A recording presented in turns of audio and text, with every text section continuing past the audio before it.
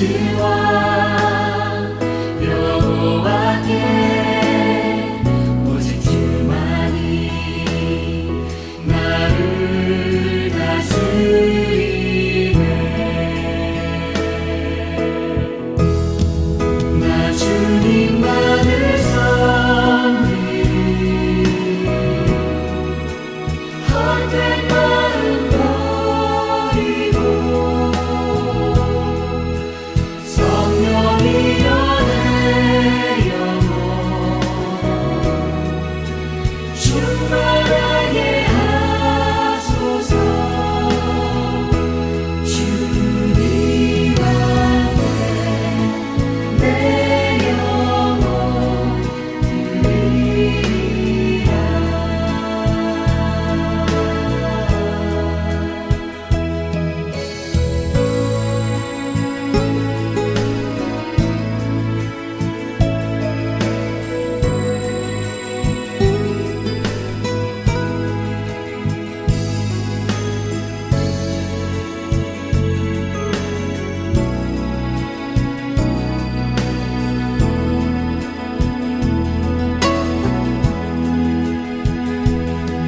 두 손 들고 찬양합니다.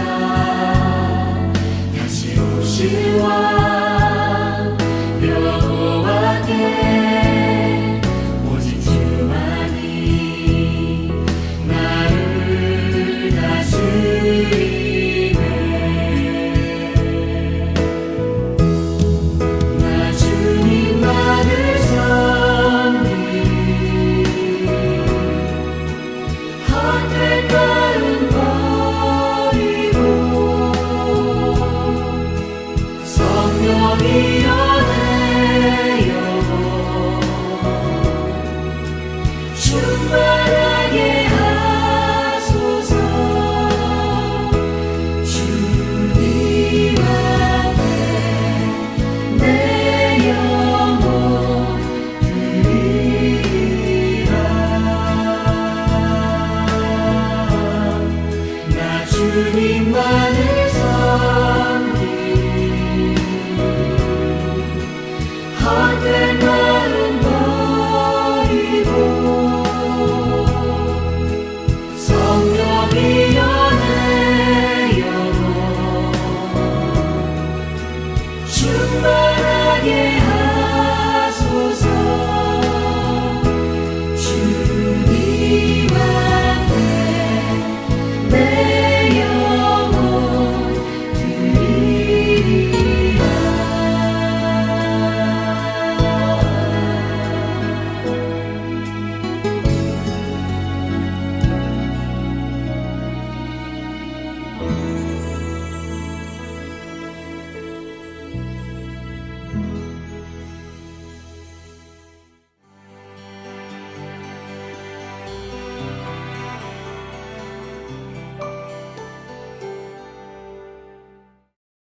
오늘의 말씀을 같이 읽겠습니다. 창세기 6장 1절부터 7절입니다. 사람들이 땅 위에 늘어나기 시작하더니 그들에게서 딸들이 태어났다. 하나님의 아들들이 사람의 딸들의 아름다움을 보고 저마다 자기들의 마음에 드는 여자를 아내로 삼았다. 주님께서 말씀하셨다. 생명을 주는 나의 영이 사람 속에 영원히 머물지는 않을 것이다. 사람은 살과 피를 지닌 육체요. 그들의 날은 120년이다. 그 무렵에 그 후에도 얼마 동안 땅 위에는 네피림이 있었다. 그들은 하나님의 아들들과 사람의 딸들 사이에서 태어난 자식들이었다. 그들은 옛날에 있던 용사들로서 유명한 사람들이었다. 주님께서는 사람의 죄악이 세상에 가득 차고 마음에 생각하는 모든 것이 언제나 악한 것뿐임을 보시고서 땅 위에 사람 지으셨음을 후회하시며 마음 아파하셨다. 주님께서는 탄식하셨다. 내가 창조한 것이지만 사람을 이 땅 위에서 썰어버리겠다. 사람뿐 아니라 짐승과 땅 위를 기어다니는 것과 공중의 새까지 그렇게 하겠다. 그것들을 만든 것이 후회되는구나. 아멘. 죄로 인해 타락한 인류지만 생육하고 번성하라시는 하나님의 은혜 가운데 이들은 점점 늘어갔습니다. 하지만 늘어간다라는 것이 마냥 좋은 것만은 아니었습니다. 죄도 점점 늘어났기 때문입니다. 이 죄가 확산되지 못하도록 그리고 그 죄로부터 이 땅을 지키는 역할을 하는 존재가 있었는데 바로 여인의 후손을 기다리며 하나님의 이름을 부르면서 사는 셈의 후예들, 하나님의 아들들이었습니다. 이들은 죄로부터 이 세상을 지키는 마지막 보루와 같았습니다. 오늘날 교회와 성도가 중요한 역할을 하는 것이 있다면 뭐냐면 무엇보다도 죄가 넘치지 못하도록 막는 댐과 같은 역할입니다. 그런데 교회와 성도가 이 역할을 저버리고 세상과 똑같아져 버리면 그 땅은 죄로 인해 덮여버리고 맙니다. 결국 이 사회는 악이 판을 치는 땅이 되어버리고 맙니다. 하나님의 심판은 다른 게 있는 것이 아닙니다. 죄와 악이 판을 치도록 내버려 두시는 곳, 그것이 바로 지옥이요 심판입니다. 그러므로 오늘날 저와 여러분 각자의 역할이 결코 작거나 가볍지 않습니다. 우리가 그저 평범하게 직장인으로 조그만 사업체의 사장으로 가정주부로 또는 학생으로 살지만 우리가 있는 그 자리에서 하나님의 자녀답게 빛과 소금의 역할을 작고 평범하지만 성실히 해나가는 그 자체가 이 땅을 지키고 보호하는 의의 파수꾼의 역할을 감당하고 있는 것입니다. 그러므로 오늘 하루도 이번 한 주간도 우리의 생애 동안 하나님의 자녀답게 예수님의 제자답게 믿음으로 순종하는 저와 여러분이 되시기를 간절히 기도하고 축복합니다. 노아의 홍수는 이 세상이 타락해서 심판받은 것이기도 하지만 그런데 하나님을 거부하고 반역하는 이 세상은 원래 그런 거니까 그걸 뭐라고 할 것도 아니죠. 그런데 진짜 원인은 하나님의 백성들이 세상 사람보다 더 타락한 것에 있습니다. 소돔과 고모라가 그 땅의 심판을 막아줄 의인 10명이 없어서 심판을 받았던 것처럼 노아의 때에도 세상의 심판을 막아줄 의인이 노아 외에는 더 이상 남아있지 않을 정도로 특별히 하나님의 백성들이 철저하게 무너졌던 것에 있는 것이죠. 1절과 2절이 바로 당시 하나님의 백성들의 타락을 보여줍니다. 사람들이 땅 위에 늘어나기 시작하더니 그들에게서 딸들이 태어났다. 하나님의 아들들이 사람의 딸들의 아름다움을 보고 저마다 자기들의 마음에 드는 여자를 아내로 삼았다. 자, 이것을 문자 그대로 해석을 하면 문제가 되겠고요. 상징적인 표현들이 사용되고 있습니다. 1절의 사람들이란 하나님을 거부하는 가인과 람에게 정신을 가진 그런 사람들, 불신자들을 말합니다. 2절에서 하나님의 사람들이란 하나님의 아들들이란 어떤 사람들은 이것을 천사가 아니냐 그렇게 말하기도 하는데요. 물론 어떤 성경에서는 9절에서는 천사들을 하나님의 아들이라고 부르는 곳이 있기는 합니다. 그러나 여기에 나오는 하나님의 아들들을 천사로 보는 견해는 전체적인 문맥하고도 맞지가 않고 성경 전체의 정신과도 맞지가 않습니다. 문맥 속에서는 무엇과 무엇이 계속 대조가 되고 있습니까? 사실 4장부터 계속 이어지는 대조가 있어요. 그것은 하나님을 거부하고 자기가 하나님 노릇을 하면서 사는 사람들, 즉 가인과 람에게 후예들과 같은 사람들이죠. 그들과 하나님의 구원을 기다리며 하나님을 예배하면서 살고 있는 사람들, 셈과 에노스의 후예들입니다.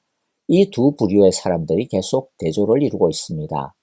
그러므로 사람의 딸들이란 바로 하나님을 거부하고 대적하고 사는 불신자들을 뜻하는 상징적인 말들이고 하나님의 아들들이란 하나님을 섬기며 예배하는 하나님의 백성들, 약속의 사람들, 경건의 후손들을 뜻합니다. 하나님의 아들들을 천사로 보고 그래서 천사들이 사람과 성관계를 가지고 결혼을 한다. 그러한 생각은 성경적인 해석이 아니라 우리가 너무 잘 알고 있는 그리스 로마 신화에서나 나오는 그런 그림, 개념들일 뿐입니다. 2절에서 보여주고 있는 이 그림은 이때까지 경건하게 하나님의 약속을 기다리며 하나님을 예배하는 삶을 이어왔던 경건의 후손들이 완전히 무너져 버렸음을 보여주고 있습니다.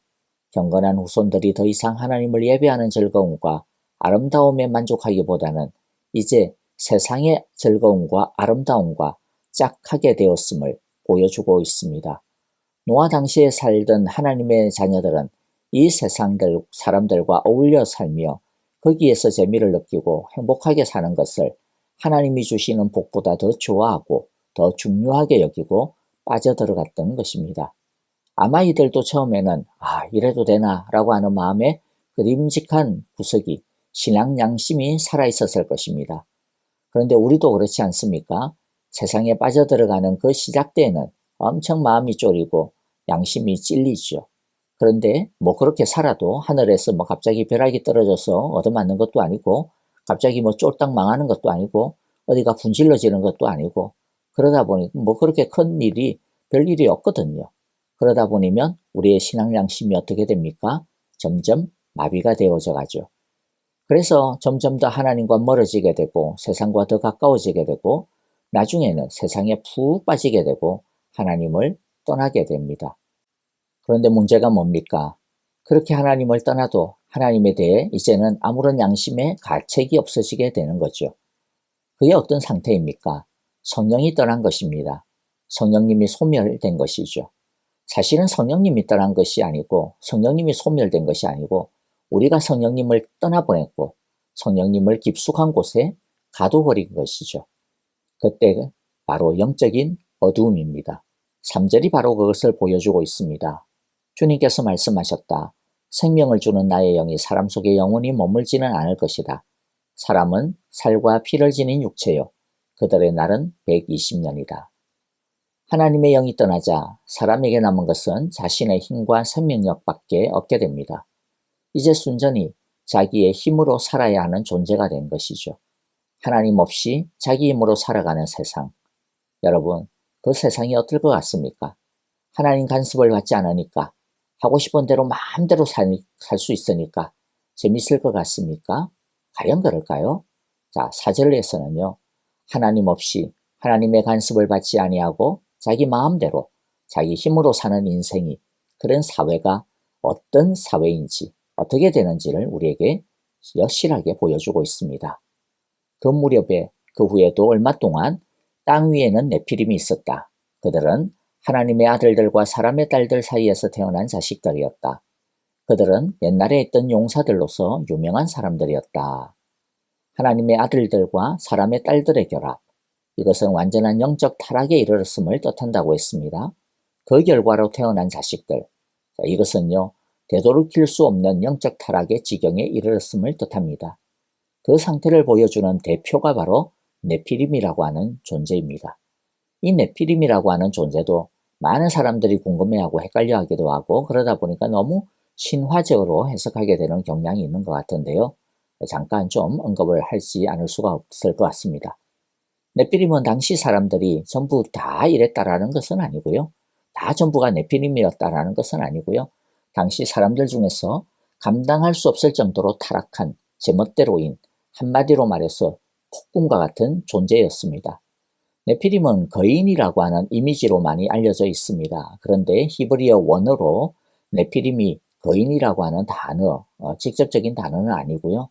넘어지다, 쓰러뜨리다 라고 하는 뜻일 뿐입니다. 그런데 왜 네피림 하면 거인으로 이해가 되는가? 이것은 히브리어 성경을 그리스어 성경으로 헬라어 성경으로 번역을 할 때 네피림을 거인이라고 하는 그러한 단어로 번역한 것에서 유래를 하고요. 또 고대 유대인들의 여러 문헌에서 네피림이 거인으로 묘사가 되고 있기 때문입니다. 또 구약 성경에서도 이 구절이 아니고 다른 구절에서 딱 한 번 더 네피림이라고 하는 구절이 단어가 등장을 하는데 민수기 13장 33절인데요. 거기에 아낙 작손이 나옵니다. 이들은 당시에 유명한 거인족이었습니다. 그런데 아낙 자손을 뭐라고 표현을 하느냐면 네피림의 후손이라고 표현을 합니다. 그래서 네피림은 거인이구나 이렇게 해석이 가능하게 되고 있는 거죠. 자, 그런데 여러분들 이 아낙 자손이 진짜 노아 당시에 네피림의 후손이 맞나? 여러분들 이게 그냥 아무 의심 없이 받아들이세요? 의문이 되시지 않습니까? 왜냐하면 노아의 홍수로 인해서 노아의 가족 말고는 전부 다 죽었습니다. 성경이 그렇게 말하죠. 전부 다 죽었습니다. 노아의 홍수로 인해 가지고 노아 시대에 있었던 네피림도 그러면 다 죽은 거죠. 그런데 어떻게 아낙 자손이 네피림의 후손이라고 말할 수 있을까? 다 죽은 자들이 또 살아났나? 이상하지 않습니까? 자, 그러니까 아낙 자손이 진짜 네피림의 후손이었다. 그렇게 말할 수는 없는 것이죠.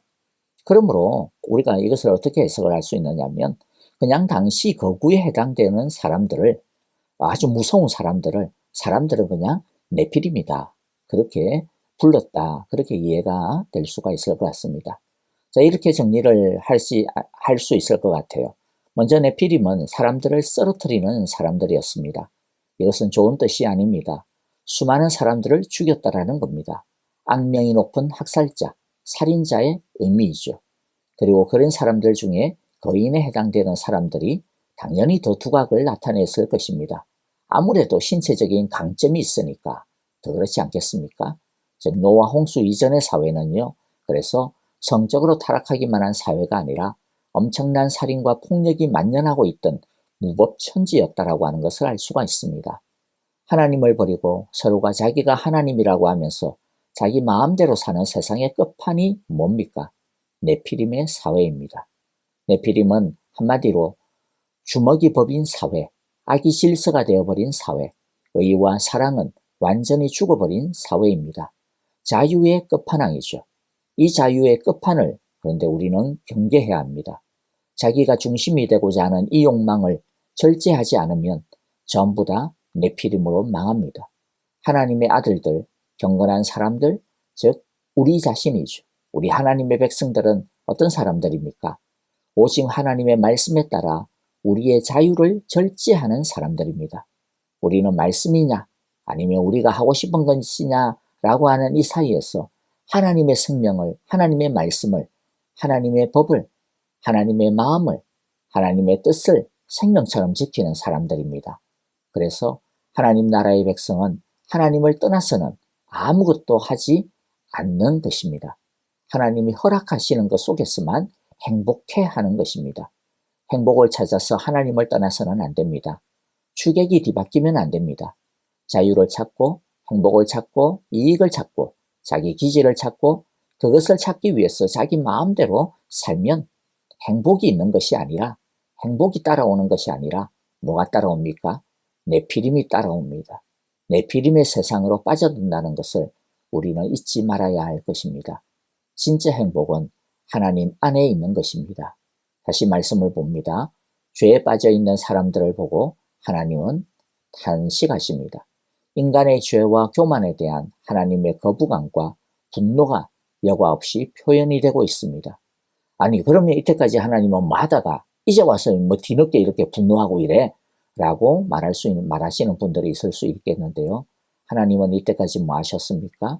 참고 기다렸습니다.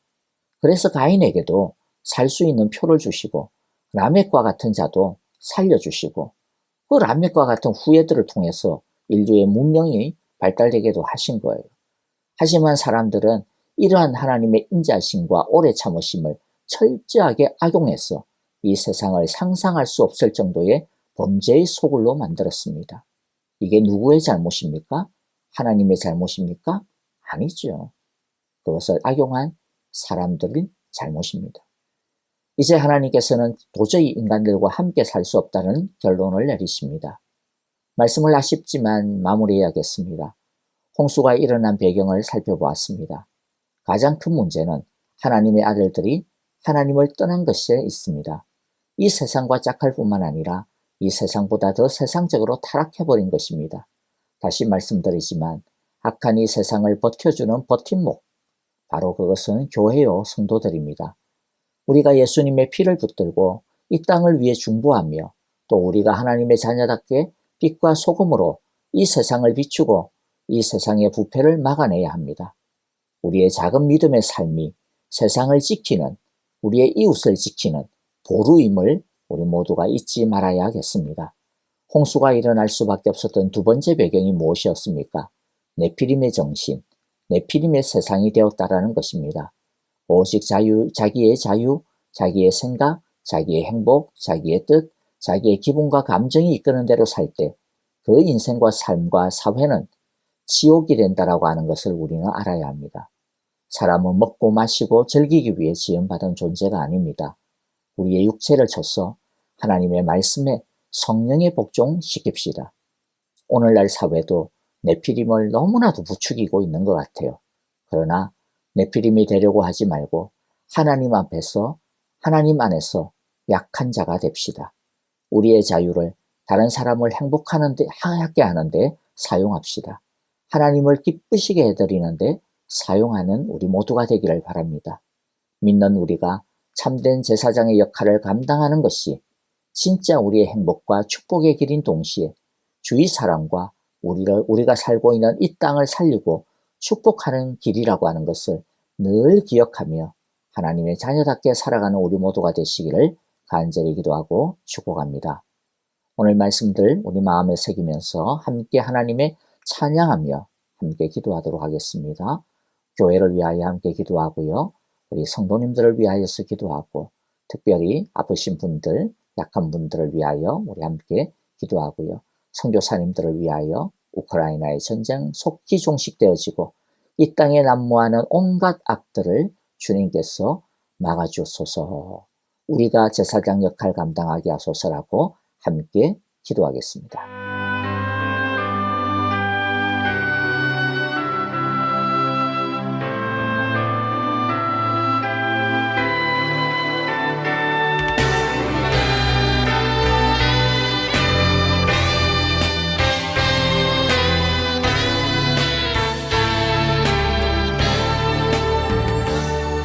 정결한 맘 주시